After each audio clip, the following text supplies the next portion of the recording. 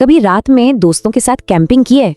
सोचिए, आग की वो चटकती हुई लौ और उसके चारों तरफ घना गहरा अंधेरा। उस अंधेरे में एक अजीब सा एहसास होता है ना, थोड़ा सुकून और थोड़ा सा डर भी। और पता है, ये जो एहसास है ना, ये कोई नया नहीं है। सदियों से, बल्कि हजारों सालों से इंसान ने यही किया है। आग के पास बैठकर उस अंधेरे में झांका है और कहानियां गढ़ी हैं। तो सवाल उठता है, उस आग की रोशनी के ठीक परे उस अंधेरे में आखिर है क्या? देखिए, दुनिया की हर जगह ने, हर संस्कृति ने इस सवाल का जवाब अपनी अपनी कहानियों में दिया है। तो चलिए, आज हम सफर करते हैं कश्मीर घाटी की लोक कथाओं की दुनिया में।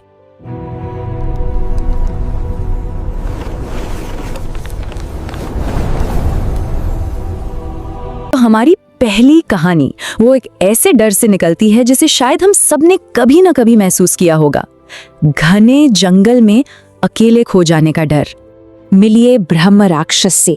इसे आप एक तरह से कश्मीर का विलो द विस्प समझ सकते हैं।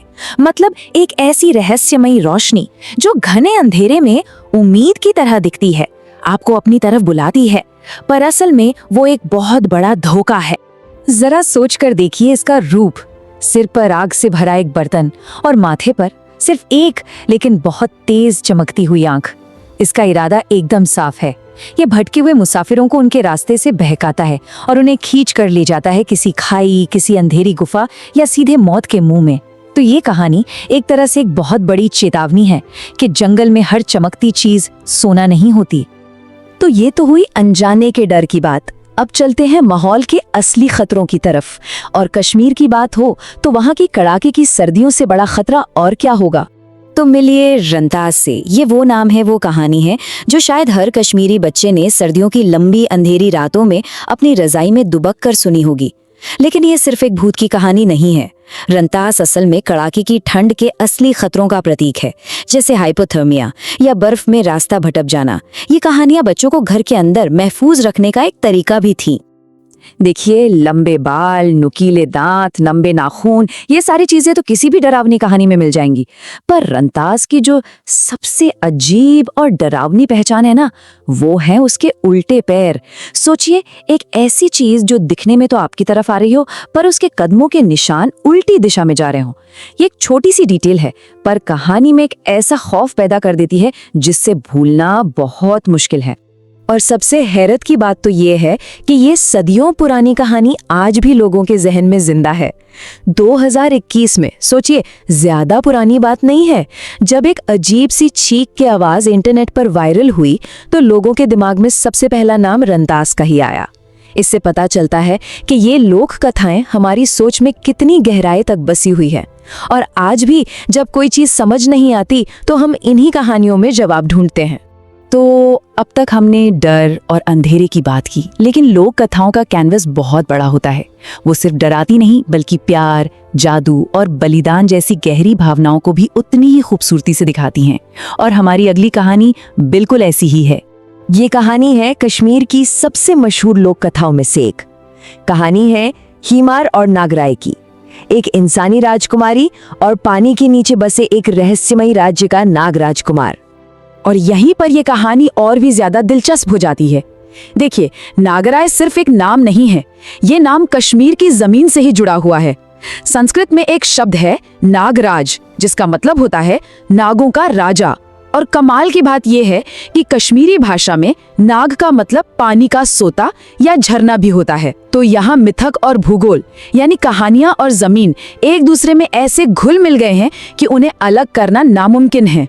तो कहानी कुछ यूं है कि एक जादुई नाग इंसान का रूप लेकर नागराय बन जाता है और राजकुमारी हिमाल से छिपकर शादी कर लेता है। लेकिन नागराय की दूसरी नाग पत्नियों को ये बात पसंद नहीं आती। वो ईर्ष्या में हिमाल को भड़काती हैं कि वो नागराय की असलियत पर शक करे। और जैसे ही हिमाल ऐसा करती है, नागराय मजबूर होकर वापस अपने पानी के नीचे के साम्राज्य में गायब हो जाता है। पर हिमाल हार नहीं मानती। वो उसका पीछा करते हुए उस अधोलोक तक पहुंच जाती है, कई मुश्किलों का सामना करती है और आखिर में उन ईर्ष्यालु नाग पत्नियों के हाथों मारी जाती है। लेकिन कहानी यहाँ खत्म नहीं होती। इस ट्रेजेडी के बाद खुद भगवान शिव और पार्वती उन दोनों प्रेमियों को एक जादुई झरने में फिर से जिंदा कर देते हैं। तो असल में इस कहानी का जो दिल है वो है दो दुनियाओं का टकराव। एक तरफ है हिमालय की इंसानी दुनिया, शाही महल और उसके नियम, और दूसरी तरफ है नागराय की जादुई दुनिया, पानी के नीचे का एक ऐसा साम्राज्य जहां जादू भी है और धोखा भी। एक है जमीन के ऊपर की जिंदगी और दूसरी है पाताल लोक की दुनिया। और इन्हीं दो दुनियाओं के बीच पनपता एक नामुमकिन प्यार, यही इस कहानी को इतना यादगार बनाता है। तो हमने डर की कहानियां भी देखी और प्यार की भी, पर एक बड़ा सवाल अब भी बाकी है कि हजारों साल गुजर जाने के बाद भी ये कहानियां आज भी क्यों जिंदा हैं? आखिर इन राक्षसों, डाइनों और जादुई नागों की बातों का आज के दौर में क्या मतलब है?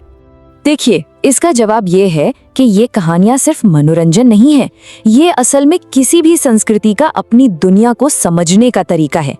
ये कहानियां प्रकृति के खतरों और उसकी खूबसूरती के साथ हमारे रिश्ते को समझाती हैं। ये किसी समाज के गहरे डरों और उसके सबसे कीमती उसूलों को अपने अंदर सहेज कर रखती हैं। ये उस जमीन को, उन पहाड़ों को, उन झरनों को एक पहचान देती हैं, और सबसे जरूरी बात, ये पीढ़ियों को वक्त के आर पार एक दूसरे से जोड़ती हैं। तो अगली बार जब कोई अपने घर से बाहर निकले तो जरा ध्यान से आसपास देखना। हो सकता है वहाँ की जमीन में, वहाँ के माहौल में भी कुछ पुरानी कहानियां छिपी हों जो बस सुने जाने का इंतजार कर रही हैं। कश्मीर, ये नाम सुनते ही मन में बर्फ से ढकी चोटियों और शांत झीलों की तस्वीर आती है, बिल्कुल जन्नत जैसी। पर क्या हो अगर इस खूबसूरती के पर्दे के पीछे कहानियों की एक ज्यादा गहरी, एक ज्यादा डरावनी दुनिया भी बसती हो? चलिए आज कश्मीर की इन्हीं भुताहा कहानियों में उतरते हैं और उन सायों की खोज करते हैं जो इन वादियों में आज भी भटकते हैं। ये बात अपने आप में बहुत कुछ कह जाती है ना? ये हमें याद दिलाती है कि जन्नत की सतह के ठीक नीचे एक ऐसी दुनिया है जहां इतिहास के गहरे घाव और अनसुनी अलौकिक फुसफुसाहटें एक दूसरे से मिलती हैं। और देखिए, ये कहानियां सिर्फ कोई पुरानी लोक कथाएं नहीं हैं। इनमें से कई कहानियां तो उन असली दर्दनाक घटनाओं से निकली हैं जो आज भी लोगों के जहन में बिल्कुल ताज़ा हैं। ये उस इतिहास की गूंज है जो मिटाए नहीं मिटता। 50 से भी ज्यादा। ये जनवरी 1990 में गोकादल पुल पर सिर्फ एक दिन में मारे गए लोगों की अनुमानित संख्या है। एक ऐसी ट्रेजेडी जिसने उस जगह पर हमेशा के लिए अपनी छाप छोड़ दी। आज भी वहां के लोग दबी आवाज में उस दिन की बात करते हैं। वो कहते हैं कि अगर रात के सन्नाटे में वहां से गुजरो तो आज भी वो चीखें सुनाई देती हैं। वो खोई हुई आत्माएं आज भी वहां भटकती हैं, मानो उनका दर्द उस पुल के ढांचे का ही हिस्सा बन गया हो। अब चलते हैं कुपवाड़ा के जंगलों की तरफ, जहां वाहिद नाम के एक मिलिटेंट की कहानी सुनाई जाती है। एक हमले में मारा गया और जिसे कभी दफनाया नहीं गया। कहते हैं कि उसकी रूह आज भी उन्हीं पेड़ों के बीच भटक रही है। अब यहाँ पर एक मान्यता है जो इस कहानी को और भी डरावना बना देती है कि जिस रूह का अंतिम संस्कार न हो वो यहीं दुनियाओं के बीच फंस कर रह जाती है। सोचिए जरा उस मंजर के बारे में। खून से लथपथ एक साया जिसकी आंखें गुस्से से लाल हैं और जो हमेशा उन लोगों को ढूंढ रहा है जिन्होंने उसे वहां मरने के लिए छोड़ दिया था। वाकई एक बहुत ही डरावनी तस्वीर बनती है। एक अकेले इंसान की कहानी से अब बात करते हैं एक पूरी के पूरी सैन्य टुकड़ी की। कारगिल युद्ध के वक्त सैनिकों का एक काफिला द्रास के खतरनाक रास्ते से गुजर रहा था और फिर वो बस गायब हो गया। सोचिए जरा, बड़े बड़े तलाशी अभियान चले लेकिन हाथ कुछ नहीं लगा।